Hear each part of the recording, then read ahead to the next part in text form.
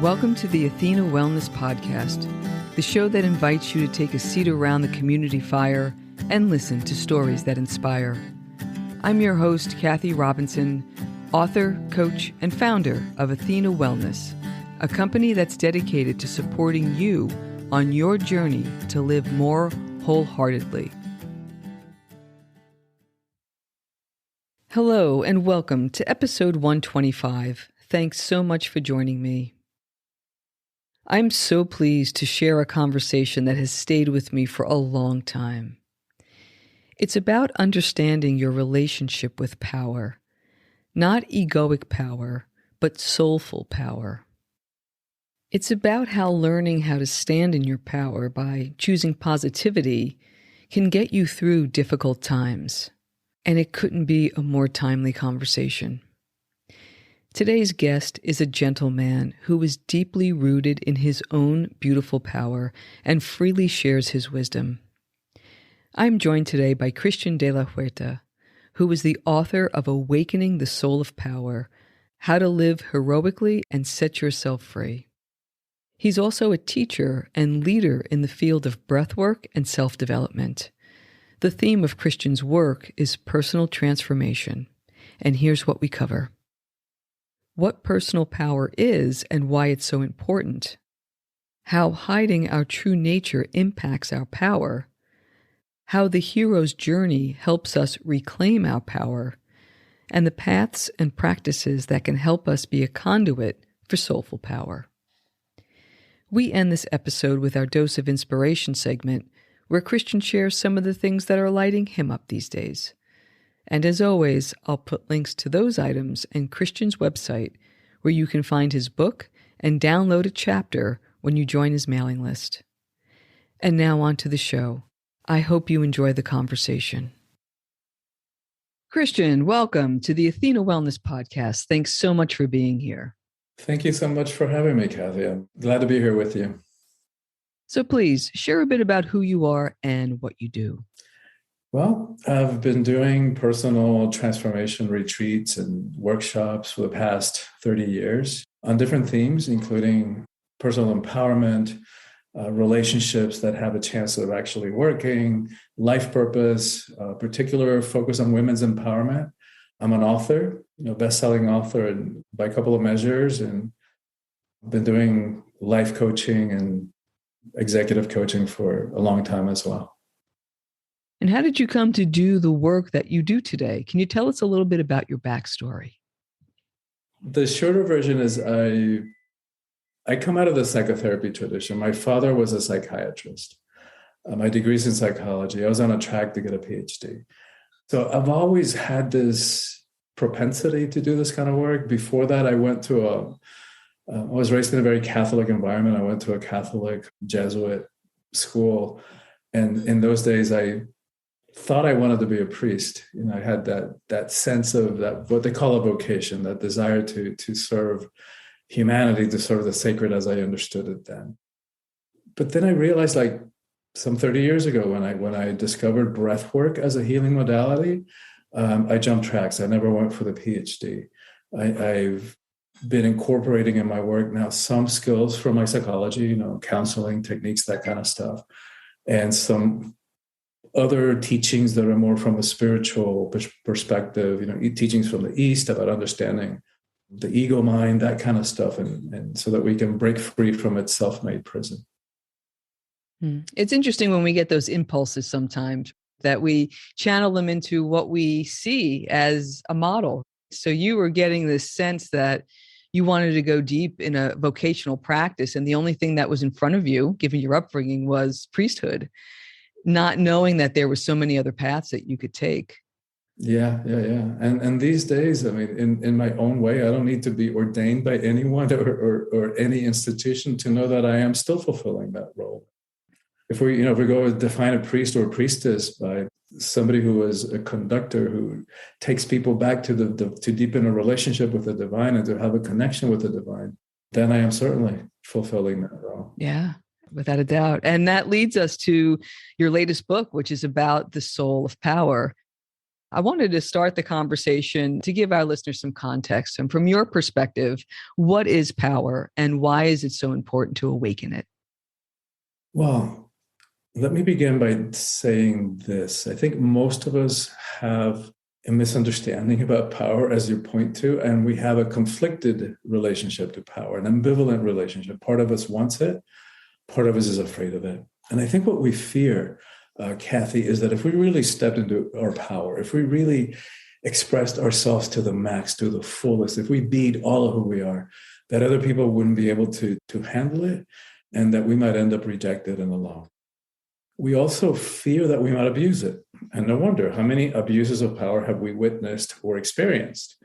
And all we got to do is turn on the news any given day to witness at least one abuse of power, not to mention what's going on in the world right now as we speak. And so when you add to the mix the fact that we've also been conditioned to make the emotions weakness, we hate conflict, we avoid confrontation. What happens is we give away our power, right? Our innate, inherent power that nobody can give to us. Nobody can take away from us. We are the only ones who can give it away.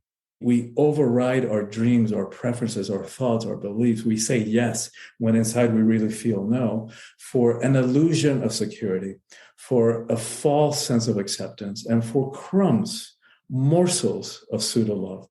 And that stems from the confusion about what power is. So the theme of this book and what I guide the reader along is like, how do we step into power, into our own personal power in a way that's not about hierarchy, fear, control, force, domination, manipulation? How do we step into power in a way that's not about hierarchy, that doesn't require that we push anybody down, step on them, put our knee to their neck in order to feel powerful? How do we do it in a different way? Yeah. And you also would talk about the different characteristics of power, be it masculine or feminine. So can you talk a little bit about those two different dynamics and how we are seeing that play out in, as you say, when we turn on the news and we see some of these things, how does that dynamic work itself through in the world today? Yeah. The book is for everybody. Its message is for everybody. We all have a conflicted, ambivalent relationship to power, but it has a particular message for women. And that stems from my belief that the empowerment of women is the single most important thing that needs to happen in the world. It's not to idealize women, it's not to put women up on a pedestal. Women also abuse power disproportionately, like men do it way more, at least at this point in our evolution when we look at it worldwide. And it's certainly not to give women more crap that they have to do to clean up the mess that we find ourselves in. It's because as a species, as a world, we've been running very off balance, very off kilter where it comes to what you're just talking about, between the balance between the masculine and the feminine energies that rule all of creation, including our world, and including ourselves, because much of the surprise of some humans, we're part of the cosmos. So we're going to be governed by the same principles that govern the stars. And in the cosmos, there's a balance between the masculine and the feminine energies. We've gotten into trouble because we've suppressed it. We've turned the feminine into something that's weakness. It's something that is less than, something that in a way is to be subjugated and controlled. And if we want to talk, I mean, it's a faulty assumption, because we want to talk courage, strength, power even.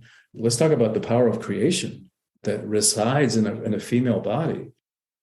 Well, you bring up a good point of it's not just women taking more of a leadership role, but it's really balancing the masculine and feminine inside. So can you speak to that a little bit?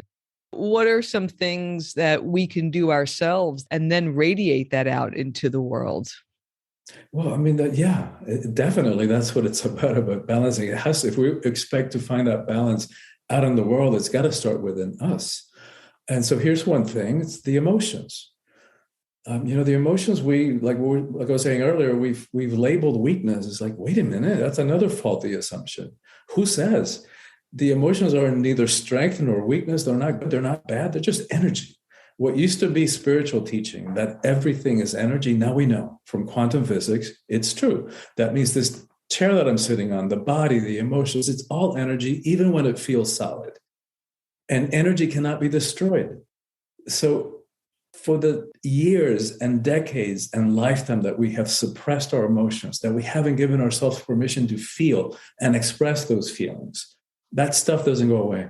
That stuff gets lodged in the tissues of our body. And after years upon years upon years of doing that, we walk around with layers and layers and layers of repressed emotional crap. And here we are trying to have a relationship in the present. It's all getting filtered through that lifetime of suppressed emotions and unhealed past trauma. It's like, yikes, how any relationship can work is actually beyond my understanding, because we haven't been taught how to approach them, how to hold them. And we certainly haven't been taught how to clear ourselves from that. So that's one little adjustment that would change our lives, right? Just first of all, accept that the emotions are just that. Right? And give ourselves permission to feel and to learn how to communicate those feelings courageously and responsibly. Of course, we're not going to go around having a tantrum like a 2-year-old. Right? So we're gonna develop that sense of mastery about how to communicate our emotions in a way that's responsible and graceful, meaning that in a way that it can be heard, that it can be received. And so when we talk about it from that perspective, emotions are a weakness. We're talking about emotional mastery, the ability to do all that. So it's the opposite of weakness. And that will change all of our relationships. Mm-hmm. Yeah. I love this idea of self-regulation, because it feels like when these emotions come up, sometimes our first thing to do is either to run or numb. Yes. And I think as we get older and as we awaken our soul of power, which is the title of your book, How to Live Heroically and Set Yourself Free, as we learn to do that, we need to find new ways to self-regulate that isn't about numbing or pushing something down and actually releasing. And so before we get into some of the details, tell us a bit about the book and why you decided to write it. What inspired the book, a couple of things. One was my older sister. I'm one of, Catholic family. I'm one of 9 kids, second oldest, and only 12 years from oldest to youngest. So we're really close, really tight. My sister, my older sister, was one of these natural born leaders growing up. Like, she would boss around not only the 9 of us, but the entire neighborhood of like 15, 20 kids. And not in an obnoxious way. It was just the type of thing. She'd say, hey, let's go do that. And we would all say, okay, let's go do that. When she hit puberty, Kathy, she turned that thing off. I don't know what happened to this date. I don't know if somebody said something to her or whether she just picked it up through osmosis from the culture that women don't behave that way. But she turned that thing off and she assumed this kind of Mother Teresa persona. And I always, I never really understood that, because I know that's not the only situation. I know so many women who have done that. And so then the other part of it was inspired by this balance between the masculine and the feminine. Like a few years ago, I was submitted a proposal for another book on a different theme to an agent in New York who said, great, I want to work with you, but I want to see some of these marketing ideas implemented before we approach a publisher, which would have taken me a year to implement them. So I was like, slam on the brakes. I was spending the advance in my mind.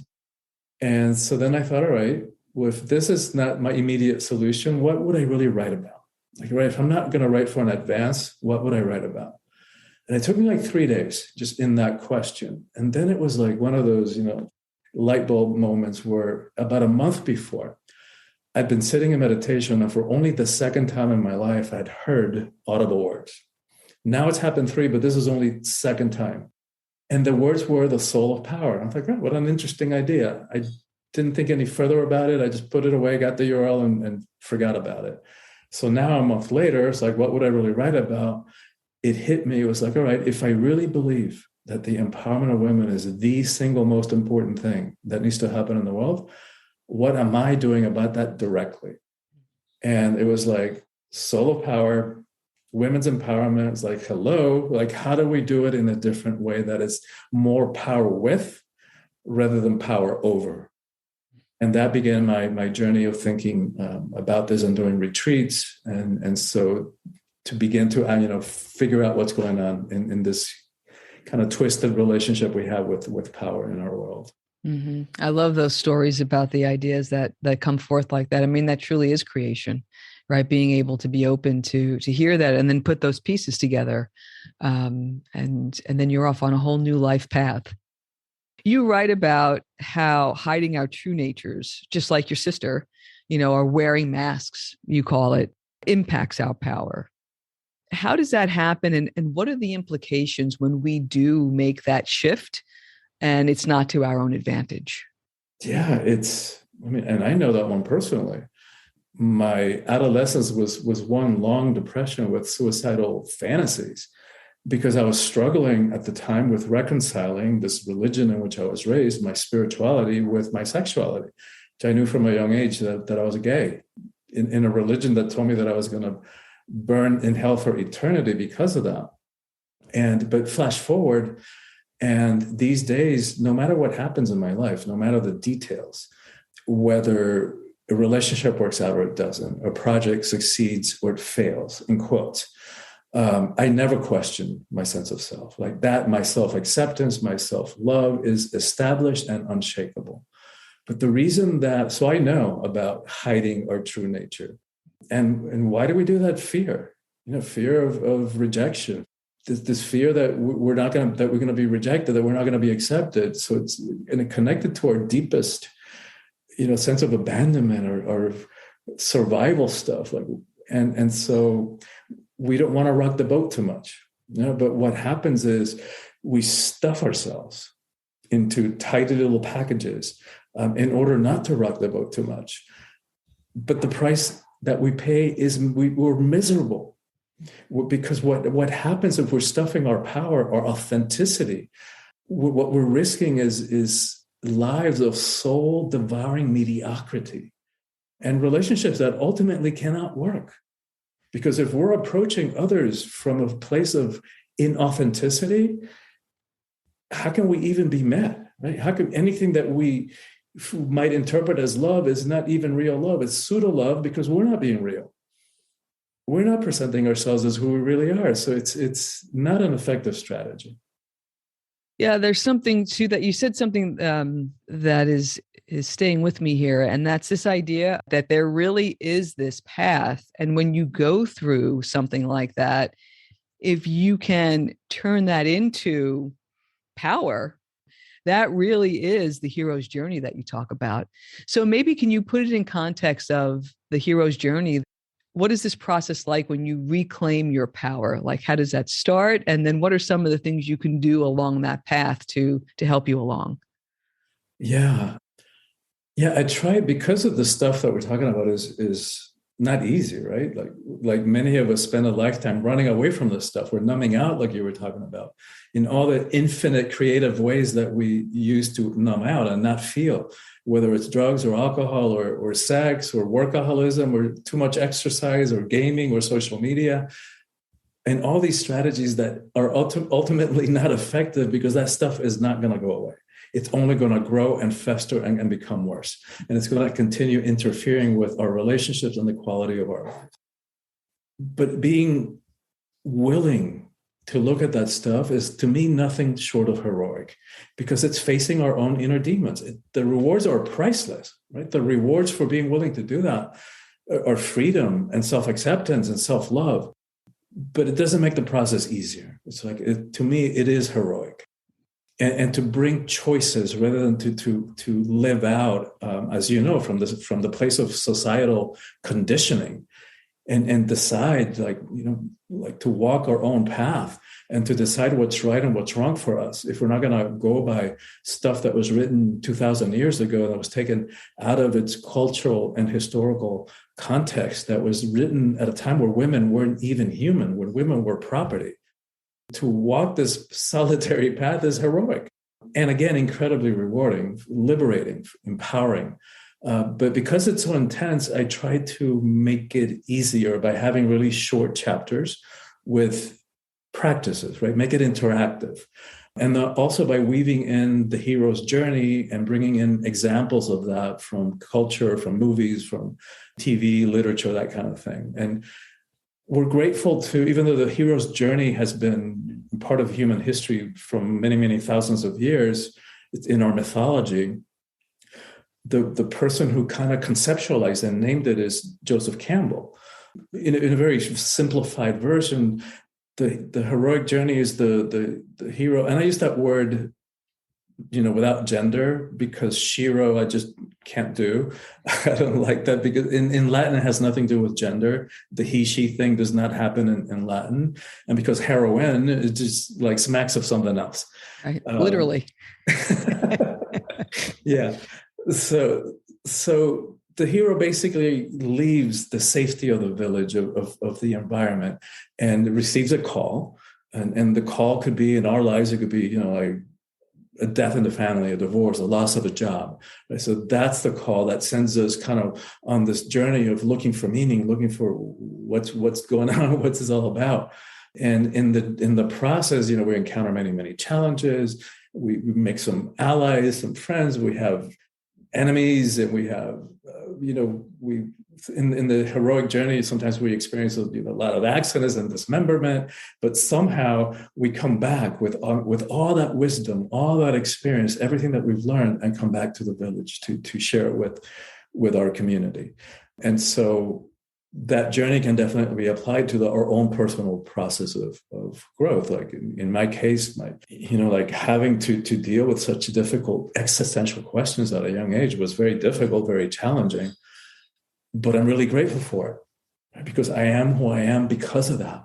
And the fact that I was able to face those questions and resolve, was able to move from self-doubt and self-hatred to self-acceptance and self-love and self-empowerment. It's like, now I can help somebody to do it in a real, authentic way, because it's not something I read in a book. It's something that I know works because it worked in my life from a very personal, deeply felt, in a deeply felt way.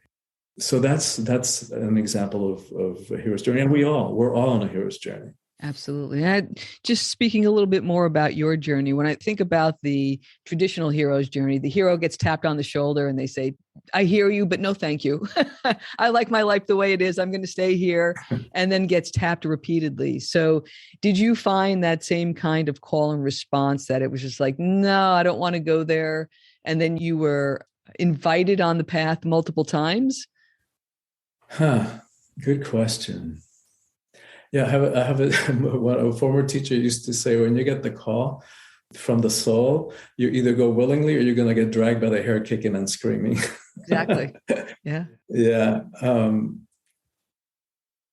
think when I got the call, like the big one, I said yes. I was ready. I had lived enough of life to know that even though I had a very enviable life back then, I had a nice cushy job, I was making good money, had a sports car, the Armani suits, beautiful lover, living in South Beach right at the time, the Renaissance down there in Miami. And yet I wasn't happy and I wasn't fulfilled. And it seemed to me the more that I had and the more that I was sought after socially or professionally, the more that there was something missing.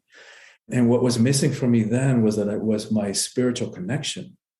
Because as I struggled with my sexuality and spirituality, once I fell in love and realized, understood the difference between having sex and making love, once I was able to combine those, and I'm not creating a hierarchy here of sex and love, but for me, that's what, wow, now I get what all the poetry and all the movies and all this stuff is about. And from that day on, there wasn't a priest or a rabbi or a minister or a psychiatrist or an imam who could tell me otherwise. I knew in the depth of my soul and my heart and my cells that being gay wasn't wrong, and it wasn't sinful, and it wasn't a sickness. But what happened then is I threw the baby out with the baptismal water. I wanted nothing to do that smacked of religion or spirituality. I didn't know that there was a difference back then. And so at this point in my life, when I started searching, it's that's what was missing. I had rejected or tried to reject or run away from a whole integral part of who I was. So in the same way that I had tried to reject my sexuality, I was now rejecting my spirituality. And so now I realize how ludicrous that was, because those are just parts of who we are, inherent, intrinsic parts of who we are. But at that point, that's what I realized was missing. And so I started a search. I looked east, looked at Buddhism and Hinduism, started learning about different models of looking at ourselves, understanding the ego mind, and learning practices like meditation, like breathwork, that were conduits to inner peace, and my life changed. I love that moment when you say, there was this recognition and no one could tell you otherwise. I mean, that's really when you hit on a vein of truth, Yeah. When you just know it that deeply and it doesn't matter. And I think also too, that is when that tap on the shoulder, I think that's when you accept, okay, I'm on this path now, because you know it, you can feel it. Yeah. Once you were on the path, what made the journey easier for you? Yeah. And that's a very insightful question too, because it didn't make the journey any easier, even though I knew it was the right thing to do, and I wasn't fulfilled. And even though I felt like none of that stuff was enough to make me happy, the next few years were really, really difficult and really challenging. So that was part of the heroic journey too. Because in my case, I joined a spiritual community, an ashram, and lived in a mostly monastic, mostly celibate for 5 years. And if you would have told me I was gonna do that, I would have cried or laughed at the sheer impossibility of that. But that wasn't even the hardest part, Kathy. That wasn't even the hardest part. It was such a journey of deep surrendering that shook up everything that I knew and the way that I did life. That was incredibly difficult, but incredibly empowering at the same time. I wouldn't be who I am if it wasn't for that. Yeah, that's the hero's journey, right? There's gonna be ups and downs. There's gonna be peaks and valleys, and if we keep one step at a time, one breath at a time, the rewards are priceless. Mm-hmm. It feels like so many people are searching for something out there. And really, when you sit down, be it on a cushion or somewhere out in nature, and it's just you and you confront yourself, that really is it's like going through that doorway, that point of no return. If you can sit in that fire with whatever it is that's coming up. The image that comes to mind is that of a blacksmith, right? If you're putting this heavy metal in the fire, and it makes it malleable, right? It makes it more pliable. And I think that's what we do with our soul when we just sit there and breathe. It sounds so simple, but it's so difficult. Yeah, yeah. Well, spoken by somebody who's obviously walked their journey. Otherwise, you wouldn't be able to speak about it with that depth. And I know that you weave some of these principles into your Athena work. So yeah, thank you for that. And you're right. It's like, how much more evidence do we need that nothing external to us is going to make us happy? How many more examples of whether political leaders or celebrities who have all the money, all the power you could want, and they're freaking miserable? The slightest tweet sends them into a tailspin of reactivity and self-hatred and overcompensation for that. And how many more celebrities, do we need to witness, either with severe addictions or taking their own life, to begin to realize that there's nothing, no kind of worldly success. It's gonna fulfill us. It's gonna make us happy. That all those answers are within, and it's as simple, yeah, and as challenging as that. Yeah. And what I love about your book is that you outline these 13 paths and related practices that helps us be more of a clear conduit for being able to accept this soulful power and develop this soulful power. And I just wanted to list them because I just love this list. And this is each a chapter in your book, but there's forgiveness, gratitude, self-discipline, vulnerability, belief, self-expression, generosity, congruence, truth, letting go, and surrender. That in itself is poetry, right? I mean, that is the journey. And what I love about it is that you can start on any path. So if vulnerability seems too scary, well, we can start with self-expression, right? It's all paths that are going in a similar direction, which I just love. Yes. But these paths allow us to practice showing up for ourselves authentically, while also letting go of outcome, which is what you suggest. And that is quite a paradox for us to hold, right? That I need to show up in my power authentically, but at the same time, I need to let go. Can you speak to that a little bit and why that's so important? Yeah, I mean, there's so many paradoxes in this. It's a mind fuck. Yeah. Yeah. Like vulnerability. Like we think that to walk around like these tough guys, uncaring, unfeeling, nothing's gonna get to me. We think that's powerful, but that's not. That's like walking around in a self-made prison, fear-based, just anticipating the next attack, the next shoe to drop. And it's like living in DEFCON 1, sometimes sneaking in the first punch preemptively just in case. What a way to live. It's like prison. Where if we think about it, to open up and make ourselves vulnerable in a way, but it is such a much more empowered way of being because it's in relationship with life. We're saying, hey, life, whatever you throw my way, I got this. I know who I am. I got this. That's an incredibly more empowered way to live than walking around like this. And the letting go one, that's another beautiful one. That's also part of the ego construct of the mind that's always trying to grab, mine. And I want it now. And it doesn't work either. It doesn't get us what we ultimately want, which is peace of mind and happiness and relationships that work and to love and feel loved and to have a roof over our heads and meaning and purpose. Doesn't get us any of that. In that short chapter, I think I'd tell a story that I got from Richard Bach in his book, Adventures of a Reluctant Messiah. And it's short, it's brief. He tells the story of a life of a village of river people who live at the bottom of a river. So their whole life is holding on so that they're buffeted by the stream and so that the stream doesn't carry them away.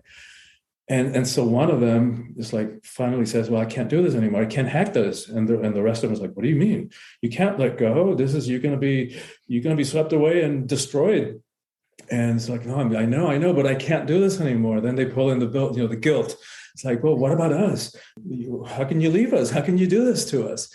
And she says, well, I'm sorry, but I can't do this anymore. And she lets go. And sure enough, the current takes her and she's buffeted against some rocks on a log down the stream. But eventually what happens, the current lifts her and now she's floating above it all. It's like, wow, this is pretty cool, pretty nice. I kind of like this. There's another village of river people downstream, and one of them looks up and she says, oh, look, a Messiah. So it's that, it's like that mindfuck in letting go is actually empowering, and in vulnerability is actually our empowerment. Yeah, absolutely. And, as you were speaking, the deeper that we go on any of these paths, it feels like the less alone we are. So she let go thinking she was going into oblivion, but winds up being part of another community in a different role, in a different way, right? But I think it reminds us as we go deep on these paths that we aren't alone.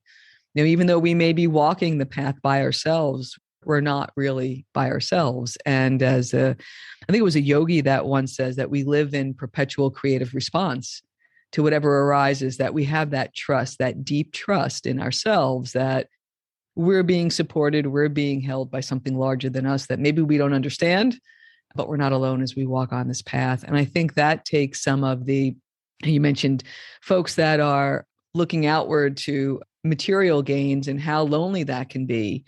And it's interesting, the deeper that you go within in solitude, the less lonely it is because there's more, you feel this net. Another paradox. Yeah, beautiful wisdom you just shared there. And yeah, and that connects back to the beginning of the book, right? I start explaining what the ego is. Because I do a lot of different retreats for over 30 years on different themes, relationships that work, personal empowerment, women's empowerment, life purpose. They're always two constants. One is teaching about the ego. The other one is breathwork, because I've yet to come across a healing modality that works as quickly and as fast as that does. And we don't have time to really get into the ego here. I spend a couple of hours in a week, I spend the whole first quarter of my year-long coaching program diving into that and how to see it and spot it in ourselves so that we can let ourselves free from its self-made prison of fear, lack, limitation, judgment, victimization, and all that, all those different kinds of limiting and fear-based, ultimately, mindsets, which I know you also get into in your principles, in your 5 principles. But here's a simple way to think about the ego. If you put a baseball in the center of a stadium, that's what the ego is. Who we are is actually the freaking stadium. Mm. And we've allowed this tiny, tiny, tiny, tiny part of who we are to think that it is all who we are, and to make really important, consequential, critical choices about our lives, about our relationships, from its very small, tiny, limited, and always fear-based perspective. So part of what you're talking about is when we go within, it's shifting our identity from the baseball onto the reality of the stadium, which is what we really are. Call it, the soul level, call it higher self, call it whatever you want to call it. But at that level, that sense of loneliness and abandonment, it all resides in the little baseball, the little ego. Once we break out of that, we never feel lonely again. We never feel abandonment because we can't be abandoned. We're all interconnected. And that's the ultimate reality. It's all interconnected, and we're all interconnected, and we're all interconnected with all of life. So we cannot be abandoned or lonely, even if we wanted to. Mm-hmm. Mm-hmm. That's a great visual with the baseball and the baseball stadium. I love that. And I think maybe what stops some folks as they start to take steps on this path is that you mentioned this internal shift. So as we start to do some of this work, everything starts to change inside, and that could be very uncomfortable, especially when you're still living in your outer world. You're still going to work with the same people. You're still, your family, your culture. Do you have any thoughts for those who have started down the path and it got a little uncomfortable, so they stopped, how they might be able to help themselves through those initial transitions that they inevitably will be going through? Yeah, inevitably. And again, first of all, I'd like to acknowledge anybody who's started the journey, because it really is a heroic journey. And so here are a couple of things that were really helpful for me in the beginning. One is realizing that this confusion is just part of the phase, right? We're like, imagine we're going up the ladder. We let go of one rung. Our hand is not yet in the other one. So it's a momentary phase. Right? It's just a transitional phase where we feel uneasy, uncertain, afraid. Things aren't the way they used to be until we grab the next rung. Now we're established at the next level of consciousness. And then we go up to the rung after that. So to know that it will pass and that things will settle and that what is of love will be there on the other side of the transformational process. That was so reassuring to me when I heard that from my former teacher. Because for me, the hardest thing when I went on my spiritual journey, I quit my job, sold my condo, sold my car, gave away or sold most of my belongings, except for my own books and my Armani suits. Good choice. Which tells you a little bit about my attachments. Although, I never even wore my Armani suits anymore.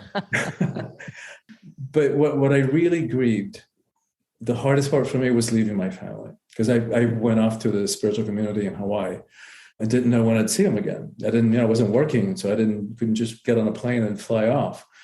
And so what was helpful to me was like when she said a variation of that to me, another form in different words.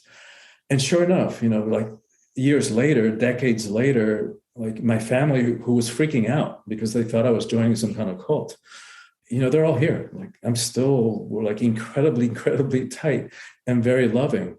All my siblings have come to breathe. All the stuff that was so scary then, even my mom came to breathe.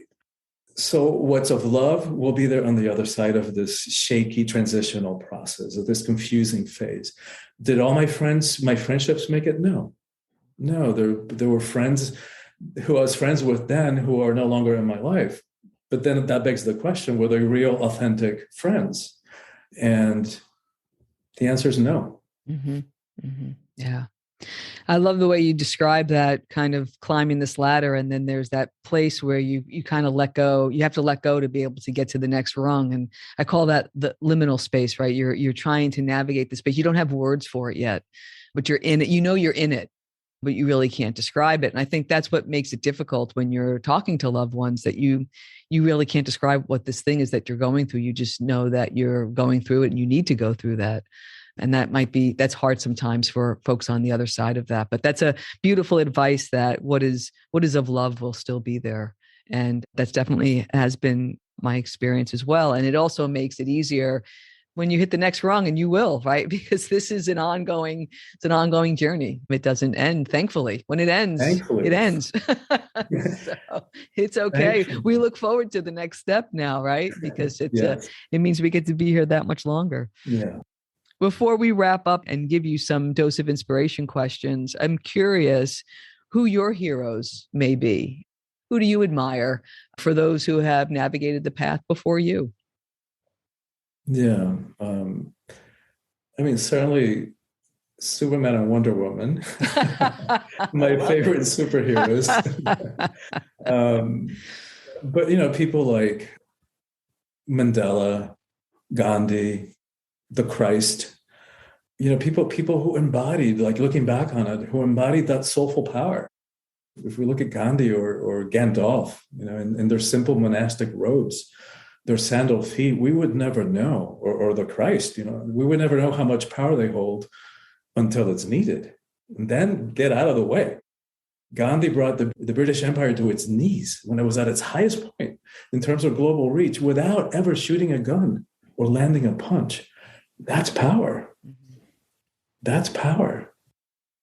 And I have to include my parents in there too, with all their limitations and their culture, the time and culture that they were lived in, that they were raised in. But the level of sacrifices that they made for the nine of us, so that, to leave a communist regime so that we would have a chance at freedom and choice. It's like with 9 kids, when we left Cuba, the oldest was 12, I was 10. My mom was 8 months pregnant and lied about it because had they known, they wouldn't have let her fly. So she said she was 6 months pregnant. And so, I mean, that was just the beginning of their heroic journey of getting these kids through school and educated and ready for life. And my mom in particular, that's the ability to love unconditionally, even when she didn't understand, even when it didn't match their religion and what they were taught. It's like, I am who I am because of that. That's where I learned my capacity to love. That's where I got it from. Mm-hmm. Perfect. I love it. So, Christian, we wrap up these episodes with something we call a dose of inspiration. It's a few questions just to have our listeners get to know you a little bit more. Sure. And one of the things we're always curious about is whatever you've read or listened to lately that you found inspiring or helpful. One book that I always like to, it's one of my favorite all-time books, and it's short and it's simple. It's The Universe is a Green Dragon by Brian Swimme. And it's kind of in Socratic dialogue, so teacher and student dialoguing back and forth. And Brian Swimme is a cosmologist, so he's a scientist. But so he writes about, in a beautiful, poetic way, he applies some of the principles that rule the cosmos to the human experience. Because, much to the surprise of some humans, we're part of the cosmos. So we're going to be ruled and governed by the same principles that govern the stars. So, for example, one of them that he talks about is cosmic generosity. And he talks about the generosity of a supernova, that in blowing itself up, in exploding it, in giving up its form, what happens? Suns and moons and stars and systems, life occurs out of that ultimate act of generosity. And he says that if we're made, like 99.99% of the atoms in our body are exactly the atoms that are found in the stars, that we can literally, not poetically, we are star beings. And so that we have within us that same cosmic generosity, that same desire to give ourselves away. And how beautiful is that? Wonderful. It's good to know it's not just a Crosby, Stills, Nash & Young lyric over stardust or golden. I have a huge library, and I do not have that book, so I'm looking forward to checking that out. Thank you for that recommendation. Appreciate it. You will love it. When are you most in your element and feel like your truest self? Is there a place? Is there a thing that you do that really connect you with your authentic self? That's a great question. I'm fundamentally introverted, and it's points in my life, certainly my teenage years, that included being shy and afraid. What it means to me today is that I process things internally. before I speak them, as opposed to maybe an extrovert who is speaking and figuring out what they believe as they're speaking. I go within as an introvert and I have to figure it out. I have to be with it. I have to let it brew before I figure out what I believe and what I think. So along those lines, I think where I'm most comfortable would be in a beautiful natural setting. And I know many, many, many gorgeous natural settings, but because from an island, I think the first thing that pops to mind will be a beautiful beach. And I have a couple of favorite beaches. One of them is on Hawaii, and that's where I really drop in and drop into just taking a deep breath. I love it. And you can take some credit for that question. I didn't have that before. And I added that after our first conversation a couple of weeks ago. So I love that. So thank you that you did that. I love that. What has you feeling inspired these days? What's lighting you up?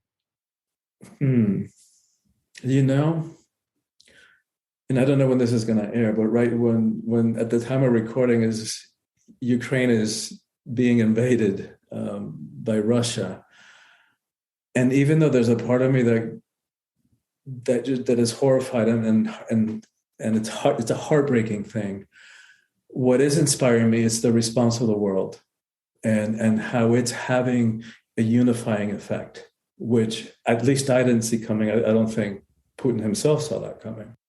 And because I believe that we're at a choice point, and that it's not even about Russia and Ukraine and where the border lies. The choice point to me is, how are we going to do this? Are we really going to continue expressing power in that way, that abusive, disgusting, destructive, violent form of power?